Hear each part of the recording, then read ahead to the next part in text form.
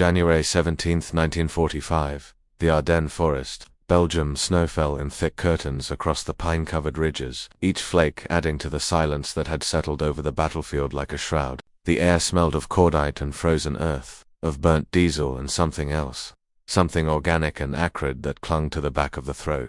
In a commandeered stone farmhouse 2 kilometers west of St. Vith, Oberstleutnant Friedrich Hartmann stood before a rough wooden table, his gaunt face illuminated by the weak flame of a single candle. Before him lay the contents of an American supply crate, captured that morning from an overrun position of the 28th Infantry Division. His hands, trembling slightly from cold and something deeper than cold, moved across the items with the reverence one might afford religious artifacts: chocolate bars, cigarettes, condensed milk, tinned meat labeled Spam, powdered eggs, coffee, real coffee, not the acorn substitute that had become Germany's bitter sacrament, and bread, white bread, soft as clouds, preserved in waxed paper that crinkled beneath his fingertips.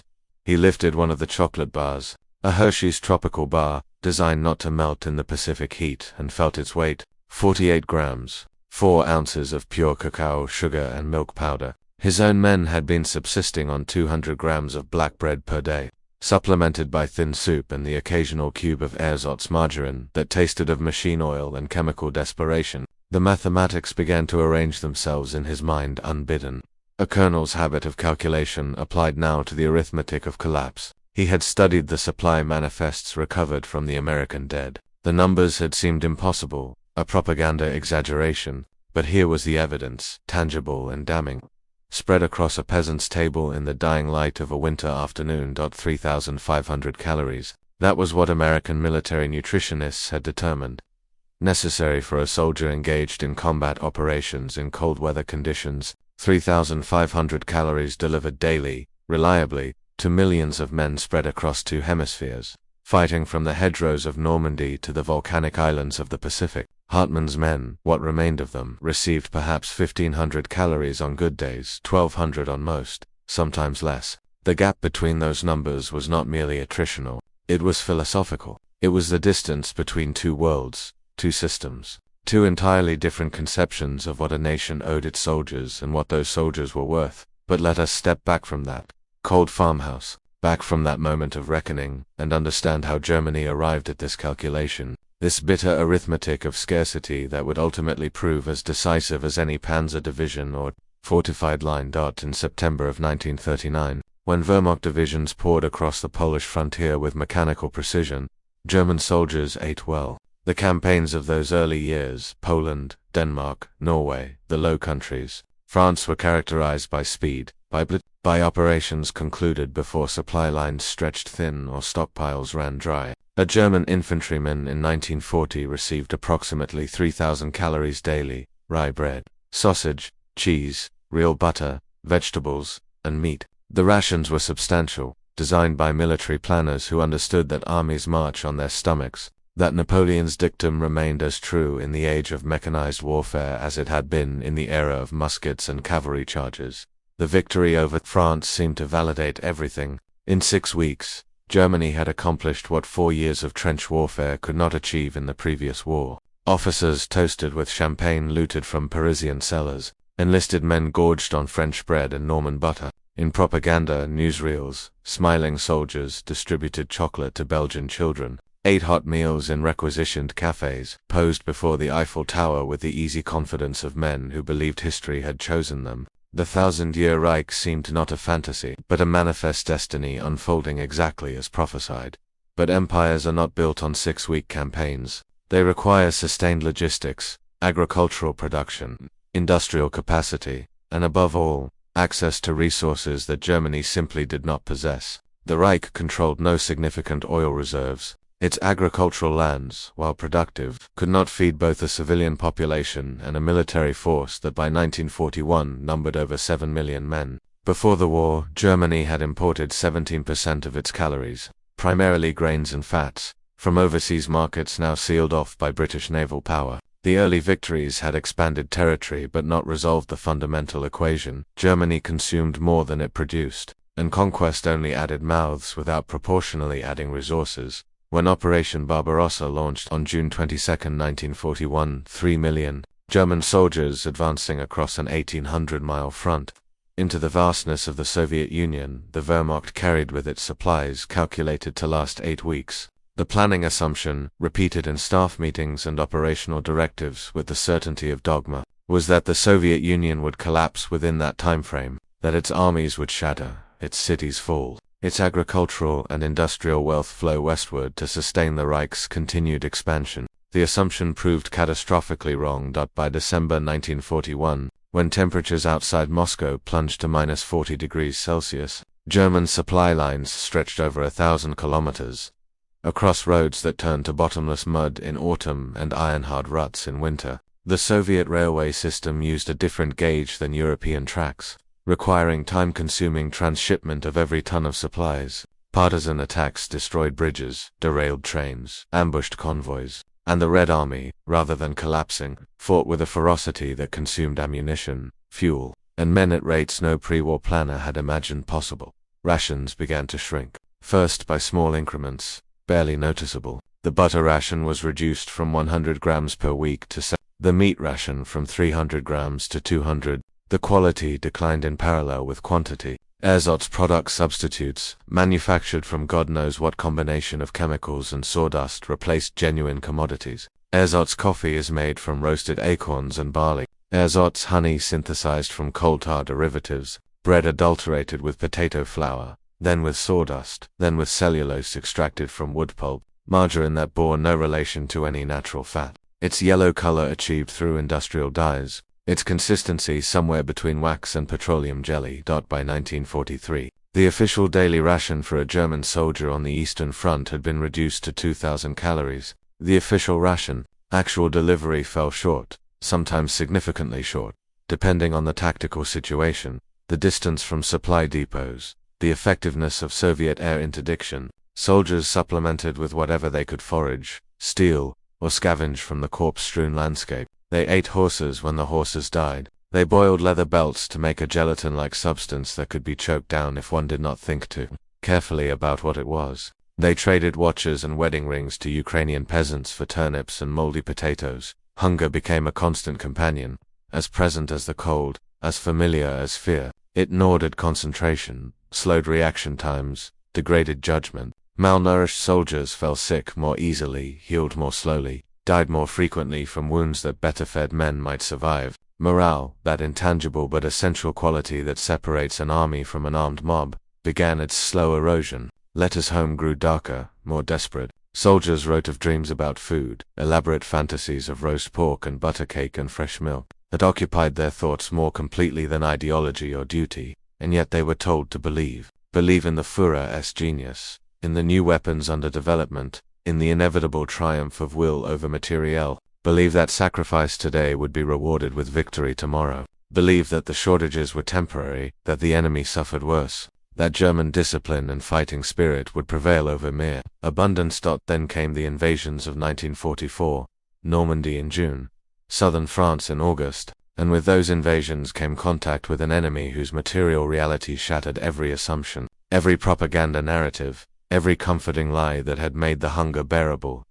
Hartmann had been a believer once, not in the crude racial theories or the theatrical mysticism, but in Germany itself, in its culture, its organizational genius, its capacity to mobilize and focus national will toward grand objectives. He had joined the Wehrmacht in 1934, a young officer convinced that his country could be great again after the humiliations of Versailles and the chaos of the Weimar years. He had fought in Poland, France, and Russia with professional competence, earning promotions based on tactical acumen rather than party connections. He was not SS, he did not attend the ideological lectures with anything more than perfunctory attention, but he served, and served well, because he believed in duty, in the soldiers under his command, in the possibility that his sacrifices meant something.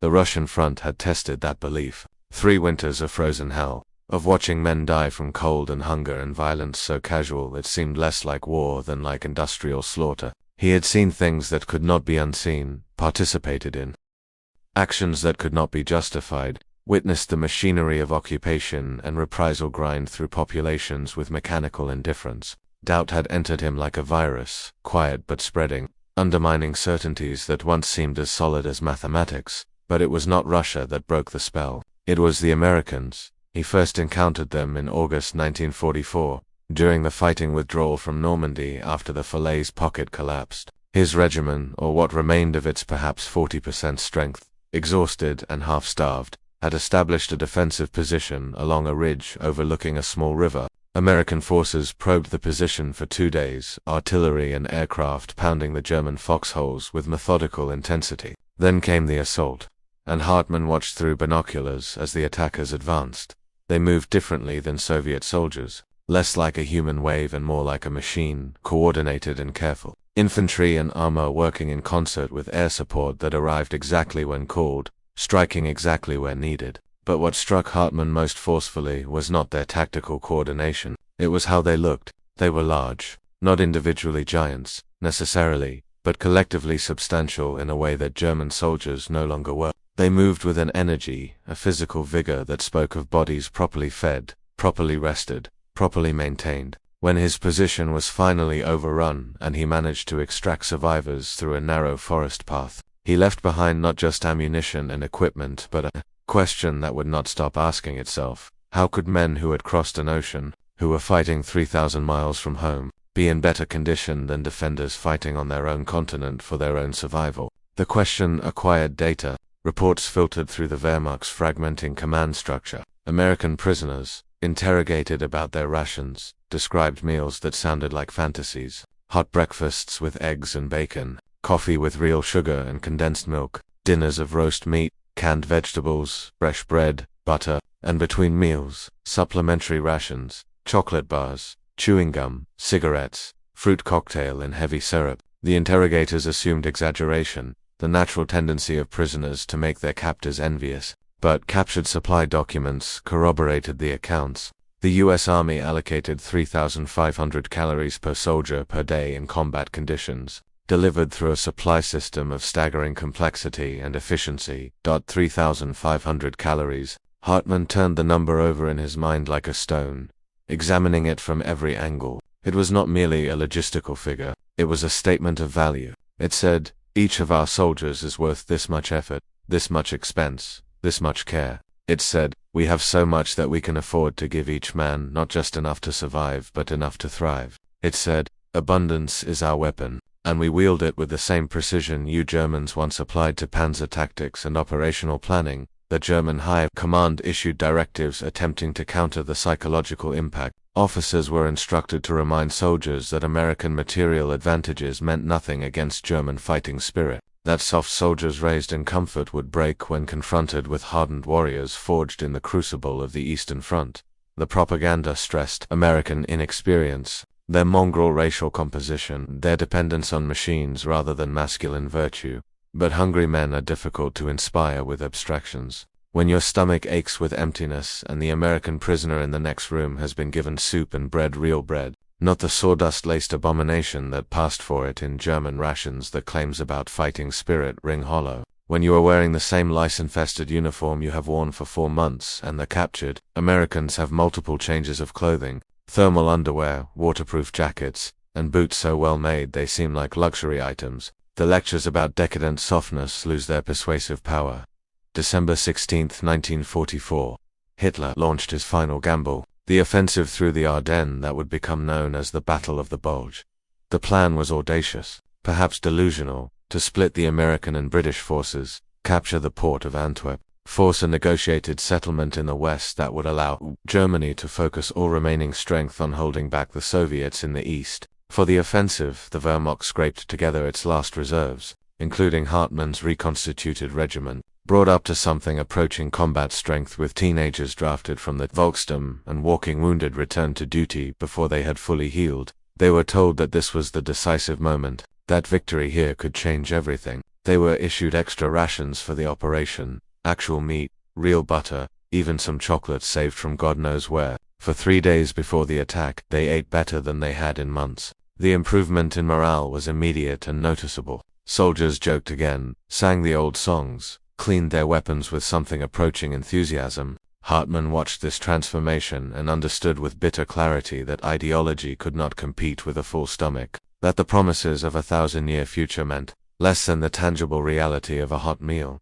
The offensive achieved initial success through surprise and concentrated force. German spearheads penetrated 30 miles into American lines, capturing thousands of prisoners and overrunning supply depots. And it was in those captured depots that Hartmann's soldiers encountered the material reality of their enemy. The depots were vast, organized with a precision that seemed almost obsessive. Pallets of rations stacked in neat rows, each crate labeled with contents and distribution dates. The soldiers fell upon the food with an abandon that shamed their officers but could not be stopped. They ate themselves sick, gorging on spam and canned peaches, chocolate bars and powdered milk mixed with canteen water into something approximating fresh. They stuffed their pockets, their packs, their shirts with canned goods and cigarettes. Some wept as they ate, tears freezing on their hollow cheeks. Overcome by the simple fact of abundance after so many years of want, Hartmann walked through one such depot in the early morning hours of December 19th. The regimental quartermaster, a meticulous man named Schroeder who had been an accountant in civilian life, had begun documenting the captured supplies, creating an inventory with his characteristic thoroughness. He showed Hartmann his calculations, his face grave. Herr Oberstleutnant, the Americans left enough food in this depot alone to feed our regiment for 6 weeks. 6 weeks of rations, just abandoned during their retreat. And according to the maps we captured, there are supply depots like this every 20 kilometers along their entire front. Hartmann nodded slowly. What does that tell you, Schroeder? The quartermaster was silent for a long moment, staring at his notebook. When he spoke, his voice was barely above a whisper. It tells me we cannot win. If they can afford to abandon this much food, if they can supply their armies at this level across the entire front, while also fighting in Italy and the Pacific, Herr Oberstleutnant, the mathematics are impossible. We are fighting an enemy that produces more in a week than we produce in a month. We are fighting an economy that can afford to waste more than we can afford to use. It was the kind of defeatist talk that could result in summary execution if reported to the SS field police who prowled behind the lines, searching for signs of collapsed morale. But Hartmann did not rebuke him because Schroeder was correct. The evidence was overwhelming, undeniable, stacked in neat pallets under canvas tarps, stamped with American military codes. This was not propaganda. This was not exaggeration or deception. This was simply the truth of industrial capacity, of agricultural abundance, of a nation so wealthy it could project power across oceans while maintaining a civilian standard of living that exceeded pre-war European norms. The offensive stalled after 10 days. American reinforcements arrived with characteristic speed, their supply lines reconstituted almost as quickly as German forces cut them. The weather cleared, allowing Allied air superiority to reassert itself, turning German columns into burning wreckage scattered across Belgian roads. By January, the Wehrmacht was retreating again, leaving behind thousands of dead and wounded, equipment that could not be replaced, and the last illusions about military possibility. Hartmann's regiment withdrew to the east, fighting, delaying actions against pursuing American forces. The captured American rations were consumed within days, and the soldiers returned to the familiar hunger, now made more acute by the memory of temporary plenty. Morale collapsed not gradually but catastrophically. Desertions increased. Soldiers surrendered at the first opportunity, sometimes walking toward American lines with hands raised, preferring imprisonment to the continuation of a manifestly hopeless struggle. The farmhouse outside St. Vith had been a defensive position for 3 days. When the Americans finally overran it on January 17th, Hartmann had intended to withdraw during the night, but American artillery had severed the road, and by dawn his position was surrounded. He gathered his officers, 5 men, average aged, one of them wearing a uniform jacket that had belonged to 3 previous owners, and made the decision that honor required but survival recommended against. They would surrender. The white flag was improvised from a bedsheet. The Americans, professional and careful, approached the farmhouse with infantry supported by a tank, weapons ready but not firing. They secured the German soldiers, searched them for concealed weapons, and administered first aid to the wounded. And then came the food. The American lieutenant, a young man from somewhere called Wisconsin who spoke a textbook German learned at university, ordered his men to distribute K-rations to the prisoners. Hartmann watched as his soldiers, these men who had endured Russia and Normandy, who had believed once in victory and then in duty and finally in nothing but survival, received the small cardboard boxes and opened them with trembling hands. Each K-ration contained breakfast, dinner, and supper units, canned meat, biscuits, concentrated bouillon powder, sugar tablets, chewing gum, cigarettes, toilet paper, and matches. Roughly 3,000 calories, designed for a single soldier for a single day. Packaged in a box that weighed just over 2 pounds, his soldiers ate in silence, some of them crying, most too exhausted for tears. They ate slowly, carefully, as if the food might disappear if consumed too quickly, as if this might be the last meal before returning to the familiar deprivation. The American soldiers watched with expressions that mixed pity and discomfort, uncertain how to respond to this display of need so profound it seemed to transcend the normal boundaries of military interaction. The Wisconsin lieutenant approached Hartman, offered him an American cigarette, Lucky Strike, tobacco so smooth and rich it bore no resemblance to the sawdust-filled cylinders German soldiers had endured. They smoked in silence for a moment, two officers separated by language and ideology but united in the immediate recognition of shared humanity. "Your men," the American said carefully, choosing words with obvious thought. "They look very hungry." Hartman nodded. "We have been on reduced rations for 2 years. The supply situation has been difficult." "How many calories per day?" "Official allocation is 2,000. Actual delivery is perhaps 1,500, sometimes less." The American's expression shifted, something between surprise and incomprehension. "That's not enough, especially in this cold, with combat operations." "That's barely subsistence level." "Yes," Hartman agreed simply. "It is barely subsistence, but it is what we have. Or rather, what we have. We have nothing now." The lieutenant gestured to the supply convoy visible on the road below, truck after truck, each carrying tons of food, fuel, ammunition, all the material requirements of a modern army in sustained combat. "We get 3,500 calories per day, more if conditions require it. The supply corps delivers hot meals to frontline positions whenever tactically feasible. Every soldier receives fresh rations, weekly bread, meat, vegetables, fruit, when available." Hartman absorbed this information, adding it to the calculations already forming. "You fight 3,000 miles from home, across an ocean, and you eat better than we do defending our own territory. This is what defeat looks like, I think. Not the tactical defeat of a battle lost, but the strategic defeat of a system that cannot feed its own soldiers while the enemy feeds theirs with abundance."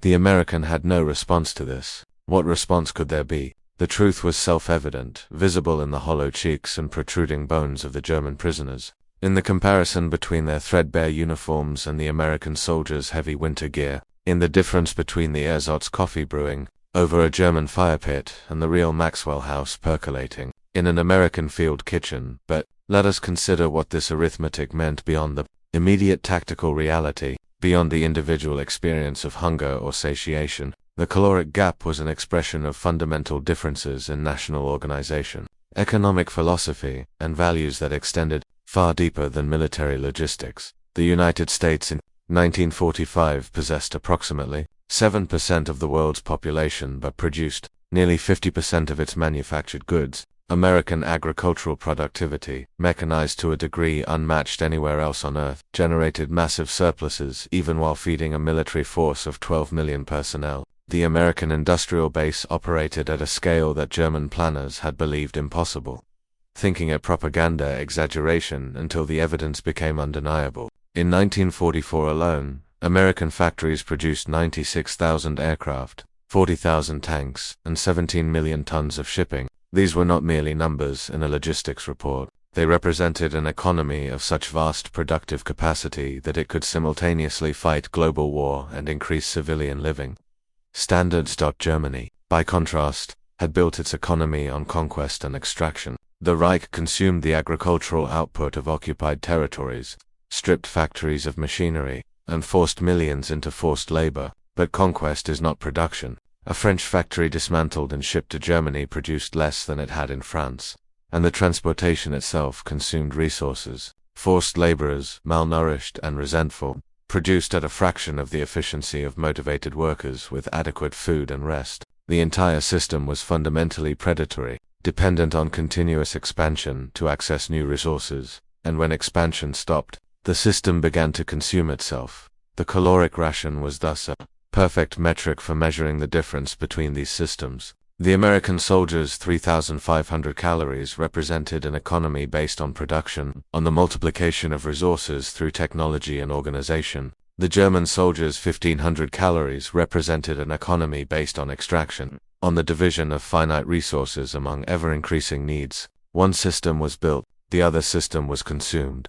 And the inevitable endpoint of consumption without production is exhaustion, depletion, and collapse. There was also a philosophical dimension, though Hartmann would not have articulated it in these terms at the time. The American military's insistence on feeding its soldiers adequately was rooted in a particular conception of the individual's worth. American democracy, for all its contradictions and failures, rested on the premise that individuals possessed inherent value, that the state existed to serve citizens rather than citizens existing to serve the state. This was not mere propaganda or abstract philosophy. It manifested concretely in decisions about resource allocation. The U.S. military spent enormous resources, shipping capacity, logistics personnel, time and money ensuring that soldiers in combat zones received hot meals and adequate nutrition because those soldiers were citizens, temporarily serving rather than instruments of state will. The German system, particularly as it had evolved under National Socialism, rested on different premises. The individual existed for the collective, for the Volk, for the state. Sacrifice was not just necessary, but virtuous, an expression of proper relationship between individual and nation. The rhetoric celebrated hardship, framed deprivation as character building, treated comfort as decadent and weakening. This was not cynical manipulation, not entirely. Many in the German leadership genuinely believed these principles, and had internalized a worldview in which material abundance was less important than spiritual commitment, in which will could triumph over mere material, but it cannot digest itself. Spirit cannot substitute for calories. And when the hollow-cheeked German soldier encountered the well-fed American, when he saw the gap between propaganda and reality, the cognitive dissonance could not be reconciled through ideology alone. In the prisoner of war camps. This dissonance intensified. Hartmann spent the final months of the war in a facility in Belgium, later transferred to camps in France and eventually England. The conditions were not luxurious, but they were adequately better, in fact, than what German soldiers had experienced in the last 2 years of the war. Prisoners received 2,500 calories daily, adequate clothing, medical care, and organized recreation. The Americans and British, operating under Geneva Convention protocols which they generally observed, treated prisoners as human beings temporarily detained rather than as enemies to be punished or exploited. Letters from Germany, when they arrived, painted a picture of total collapse. Cities reduced to rubble by strategic bombing, civilian rations below subsistence level, children starving. The Eastern Front disintegrated as Soviet forces advanced with irresistible momentum, seeking vengeance for years of brutal occupation. The Thousand-Year Reich had lasted 12 years and was ending in apocalyptic destruction. In the camps, prisoners argued about responsibility, about what had gone wrong, about whether different decisions at key junctures might have changed outcomes. Some clung to the old beliefs, insisted that betrayal and bad luck rather than fundamental system failure explained the defeat. Others underwent conversion experiences, rejecting everything they had believed, embracing democracy and Western values with the enthusiasm of the newly convinced. Most fell somewhere between these extremes, exhausted and confused, wanting mainly to return home and rebuild lives from the rubble. Hartmann found himself thinking often about arithmetic, about the gap between 1,500 and 3,500 calories, about what that gap meant and represented. He thought about the American lieutenant from Wisconsin, about his genuine incomprehension that any modern military would send soldiers into combat on starvation rations. He thought about his own soldiers, how they had wept when given American rations, how quickly morale had improved with adequate food, and how completely it had collapsed when deprivation returned. In the camp library, he discovered American magazines, Life, Saturday Evening Post, and National Geographic donated by Red Cross organizations. He studied them with the intensity he had once applied to tactical manuals, trying to understand the civilization that had defeated his own. The magazines depicted a world of abundance almost incomprehensible to European eyes. Supermarkets with aisle after aisle of products, suburban homes with private automobiles and electrical appliances, advertisements for consumer goods ranging from trivial to extravagant. This was the civilian society that had supported the American war effort, that had sent millions of men overseas while maintaining and even improving living standards at home. There was a photograph he returned to repeatedly. It showed an American family, father, mother, 3 children seated around a dinner table at Thanksgiving. The table overflowed with food, a roasted turkey, bowls of vegetables, multiple pies, bread, butter, milk in glass bottles. The family smiled at the camera, comfortable and prosperous, celebrating abundance as a routine expectation rather than a rare luxury. The photograph had been taken in November 1944, during the height of the war, while Hartmann and his men had been preparing for the Ardennes offensive on rations that left them perpetually hungry.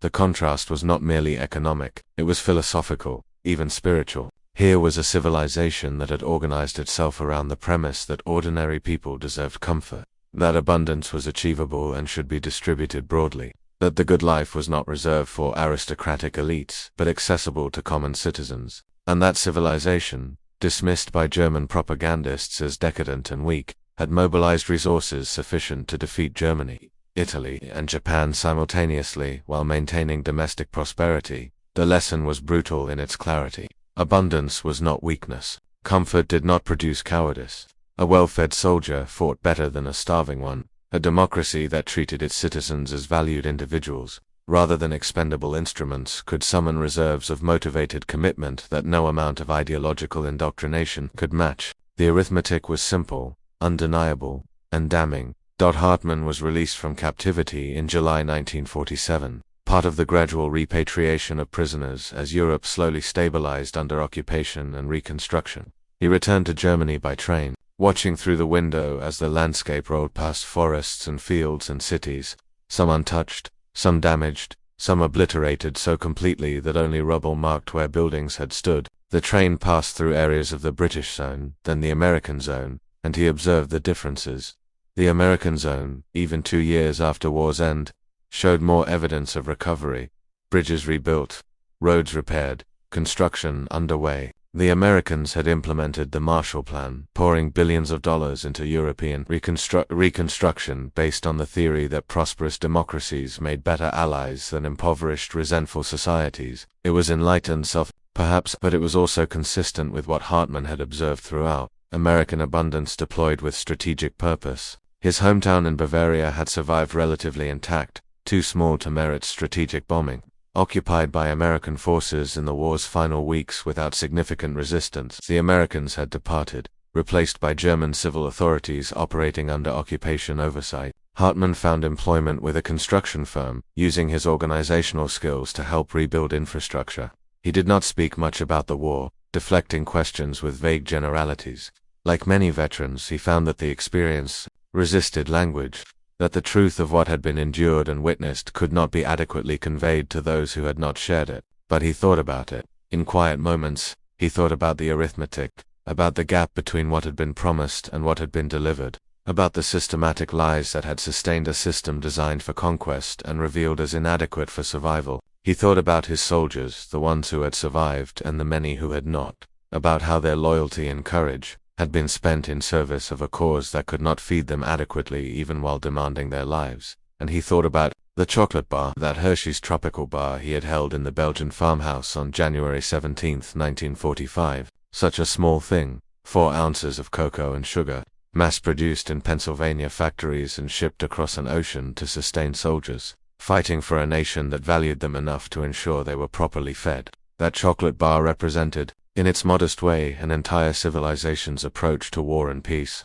to production and distribution, to the relationship between state and citizen. Years later, in the 1960s, when Germany had transformed into a prosperous democracy integrated into Western European institutions, when the economic miracle had raised living standards beyond pre-war levels, when the past seemed increasingly distant and almost incomprehensible, Hartmann would sometimes visit the supermarket in his town, a modern building with automatic doors and fluorescent lighting, aisles stocked with products from across Europe and beyond. He would stand before the chocolate display, looking at the rows of bars and their colorful wrappers, available to anyone with pocket change, and remember what scarcity had felt like, what it had meant, what it had cost. The story of 3,500 calories versus 1,500 is not merely a footnote in military history, not simply a logistics curiosity. It is a parable about systems, about values made manifest in resource allocation, about the concrete results of different answers to fundamental questions. What is a human life worth? What does a nation owe its citizens? What relationship exists between abundance and strength, between sacrifice and wisdom? The German system, particularly as it evolved under totalitarian ideology, answered these questions in ways that ultimately proved catastrophic. It valued collective will over individual welfare, celebrated sacrifice while creating scarcity, confused austerity with virtue and abundance with decadence. It built an economy based on conquest rather than production, on extraction rather than creation, and when expansion stopped, the system consumed itself and those trapped within it. The American system, imperfect and contradictory as it was, answered differently. It operated on premises of individual worth, on the belief that prosperity could be broadly shared, on the understanding that strength emerged from abundance rather than being undermined by it. It built institutions and infrastructure capable of production at unprecedented scale, deployed that productive capacity with strategic purpose, and sustained military operations across global distances while maintaining and improving civilian living standards. The gap between 1,500 and 3,500 calories was the distance between these worldviews, measured in the most basic human terms, the terms of hunger and satiation, of bodies maintained or depleted, of systems that nurtured their people or consumed them. When German soldiers encountered American abundance, when they saw the material reality behind the propaganda, when they held in their hands the physical evidence of an economy so productive it could afford what seemed like extravagance, they experienced a revelation that transcended tactical military defeat. They confronted proof that the ideology they had served was not just morally bankrupt but practically inadequate, that the promises made could not be kept because the system itself was designed for conquest rather than sustainability. This confrontation with abundance, symbolized by something as mundane as a chocolate bar or as routine as a hot meal, revealed truth more effectively than any political argument or ideological debate. Hungry men given adequate food understood immediately and viscerally that they had been failed by their leadership, that the sacrifices demanded had been in service of a cause that could not or would not provide even basic care for those making the sacrifices. The lesson extended beyond Germany's defeat. It spoke to the nature of sustainable power, to the relationship between economic systems and military capacity, to the vital importance of treating human beings as ends rather than means. The democracies won not through moral superiority in all dimensions. Their histories contained sufficient crimes and contradictions, but through organizational systems that aligned incentives more effectively, that channeled human energy toward production rather than destruction, that understood prosperity as a source of strength rather than a sign of weakness, when in the end, the arithmetic proved decisive. Not the arithmetic of divisions and armies, of tanks and aircraft, though those mattered immensely, but the deeper arithmetic of calories and production, of systems that built versus systems that consumed, of civilizations that nurtured their citizens versus those that spent them as expendable resources in pursuit of glory that proved as hollow as an empty stomach. Hartman Unders